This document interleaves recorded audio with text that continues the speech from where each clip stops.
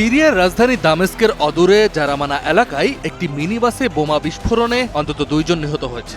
এ ঘটনায় আহত হয়েছেন আরও 13 জন। দেশটিতে নতুন সরকার ক্ষমতা গ্রহণের পর গৃহযুদ্ধের আনুষ্ঠানিক অবসান হলেও সাম্প্রতিক সময়ে এমন ধারাবাহিক হামলার ঘটনা উদ্বেগ বাড়াচ্ছে।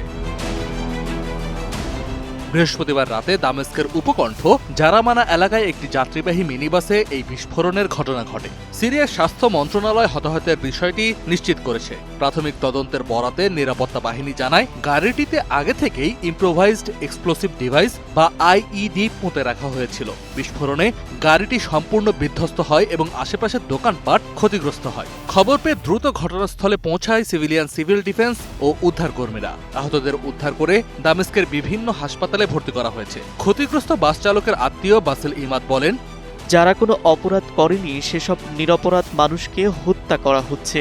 মূলত সিরিয়ায় বিশৃঙ্খলা সৃষ্টির জন্যই এই জঘন্য কাজ করা হচ্ছে। জারামানা মূলত দ্রুজ সংখ্যালঘু সম্প্রদায় অধ্যুষিত এলাকা। সম্প্রতি সিরিয়ার নতুন ইসলামপন্থী সরকারের সাথে এই সম্প্রদায়ের বিভিন্ন গোষ্ঠীর একাধিক সংঘাতের ঘটনা ঘটেছে। গত মাসেই দামেস্কে অন্তত 2টি বড় বোমা হামলার ঘটনা ঘটে। এর মধ্যে গত 7 জুলাই ফরাসি প্রেসিডেন্ট ইমানুয়েল ম্যাক্রো সফরের সময়ও বিস্ফোরণের ঘটনা ঘটেছিল।